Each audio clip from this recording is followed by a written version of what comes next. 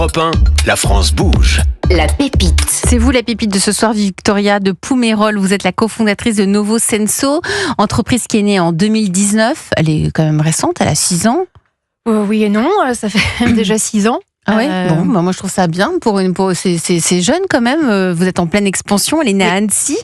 Vous avez grandi avec des chevaux. Oui, tout à fait. En fait, j'ai la chance d'avoir des chevaux à la maison. Voilà, c'est une passion, tout à fait. C'est une passion, et quand on l'a, on peut plus s'en passer, quoi. Donc vous avez toujours baigné dans ce milieu, mais ça ne vous a pas empêché de faire des études, école de commerce. Tout à fait, école de commerce et de management à l'étranger. Et puis carrière, voilà, une carrière, on va dire classique, en finance et en marketing digital. Donc, carrière classique, vous êtes même allé travailler dans un cabinet, je crois, de finance. J'ai commencé ma carrière, dans un Big Four, chez PwC en Belgique, en finance, audit. Et puis, vous avez lancé votre première entreprise dans les énergies renouvelables. Oui, donc déjà, l'entrepreneuriat, ça vous titillait. Oui, c'est vrai que depuis toute petite, ça c'était vraiment quelque chose qui m'intéressait. Et cette première expérience, elle était très bien, mais je me suis rendu compte que il fallait que je le fasse dans un domaine qui me passionne vraiment. Donc, qu'est-ce qui se passe? Quel est le déclic qui fait que vous allez aller vers Novo Senso? Et après, vous allez pitcher, évidemment. Mais il se passe quoi entre des études de finance, les Big Four, une boîte dans les énergies renouvelables? Comment allez-vous vers le monde équestre?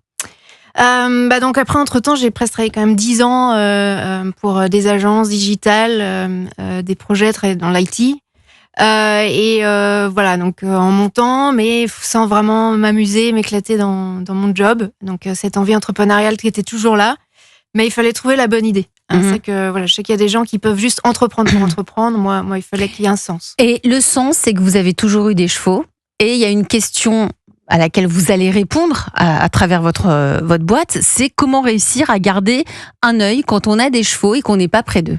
Exactement. C'est de là que ça démarre. Ça. C'est que j'ai eu l'habitude de les avoir à la maison, donc entendre si quelque chose se passe dans les écuries, c'était vraiment à 50 mètres de ma chambre.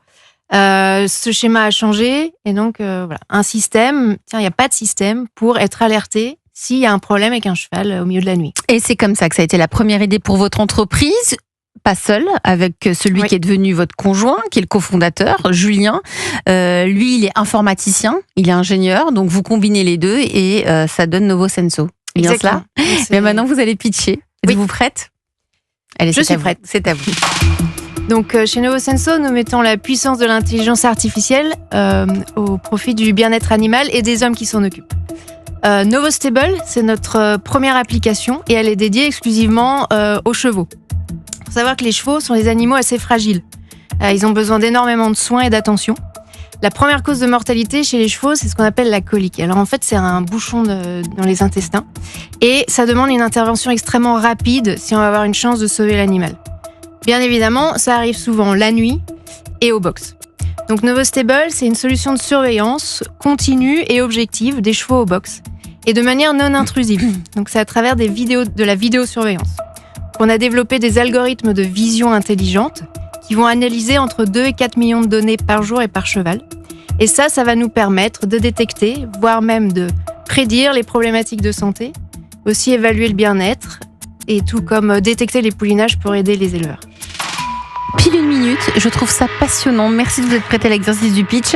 Victoria de Poumerol, CEO et cofondatrice de Novo Senso, avec votre solution qui s'appelle Novo Stable, c'est ça? Exactement. Votre regard autour de la table de la France bouge. Qui veut réagir? Moi, je trouve ça formidable. Je suis pas cavalière et j'ai pas de chevaux, mais c'est très clair. Clairement, on est dans de la high-tech.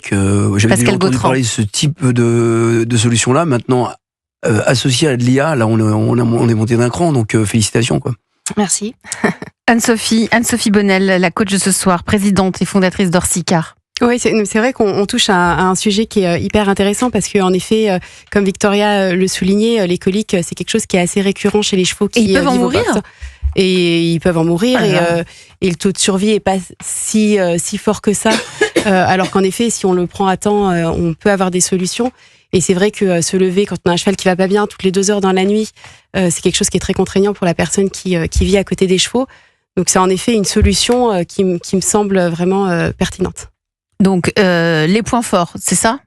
Ouais, les points forts, c'est que ça répond à un vrai besoin, parce que à la fois pour le bien-être des chevaux, pour avoir une meilleure prise en charge, et aussi pour le bien-être des soigneurs qui sont sur place, qui peuvent avoir des alertes, recevoir des alertes, et qui n'ont pas besoin de se déplacer dans le box pour voir si le cheval va bien. Victoria, vous vous adressez à qui là? À ceux qui ont aux propriétaires de chevaux, aux particuliers, au centre équestre? Quelle est votre cible? Alors, à terme, on peut s'adresser à tout le monde. Aujourd'hui, les cibles qui répondent le plus, ça va être vraiment les professionnels de la filière. Donc, on va avoir les éleveurs, beaucoup, parce que ça, c'est un métier qui est très, très contraignant. Donc là, en effet, améliorer les qualités de travail. Donc, pour améliorer la pénibilité, en quelque sorte. D'accord. Donc, c'est vraiment, comme disait Anne-Sophie, sur ce côté à la fois pour le cheval, mais aussi offrir réduire la pénibilité du travail, de soins des chevaux. Bien sûr. Très prenant. Donc, ça va être les éleveurs, les grandes écuries, les professionnels, et aussi dans le milieu des courses.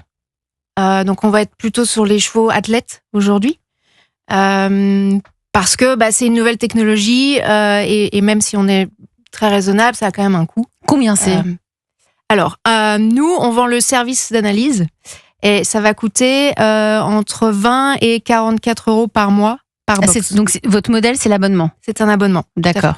Vous en pensez quoi, Anne-Sophie? C'est bien ce modèle. C'est prouvé. Oui, c'est un modèle qui est bien à la fois pour l'utilisateur, mais aussi pour la société, parce que ça fait des revenus récurrents.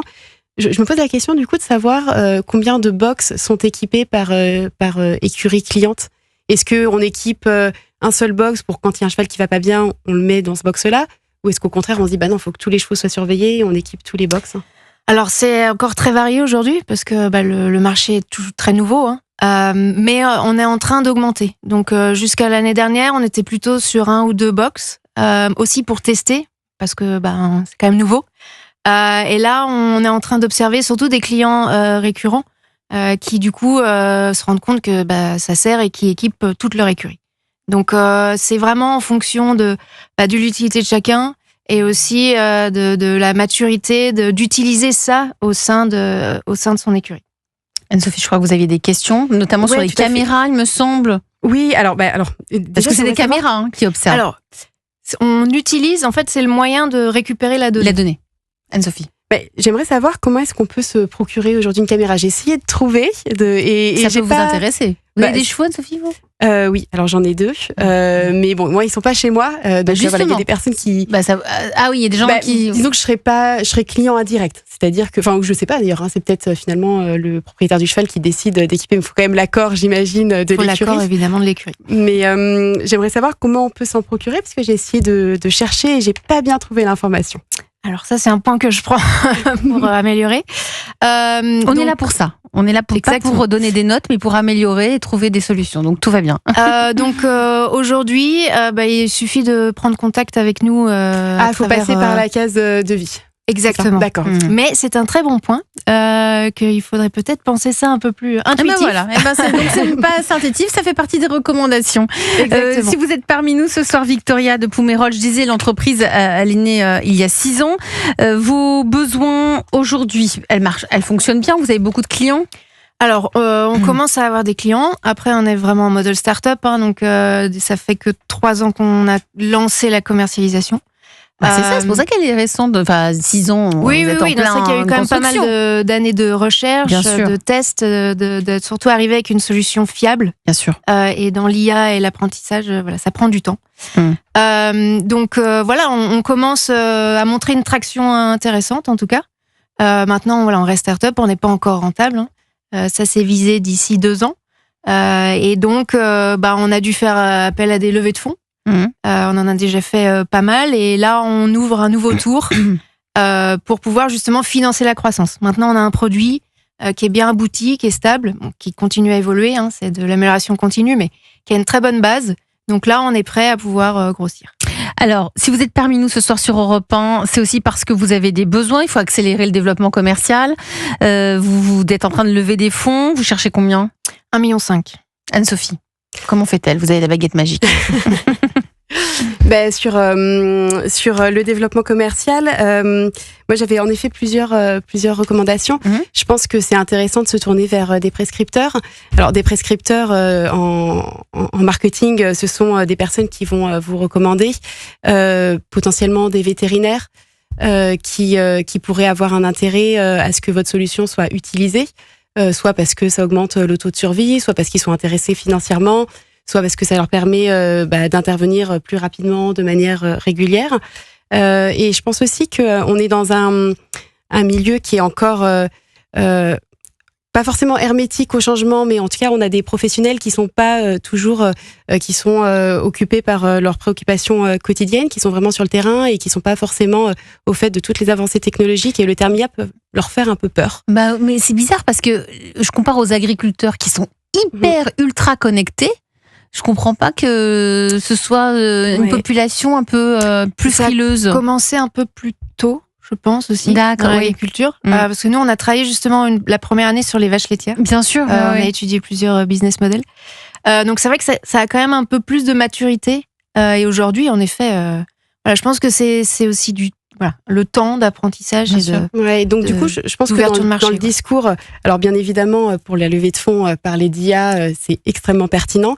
Mais par contre, vis-à-vis de vos clients, je pense peut-être plus à axer le discours sur tout ce que vous allez leur apporter en termes de survie de l'animal, en termes de gains financiers, sur le bien-être, etc., plutôt que de rentrer tout de suite dans l'IA, parce que c'est quelque chose qui peut faire un peu peur et ils n'ont pas forcément besoin de savoir exactement comment ça fonctionne.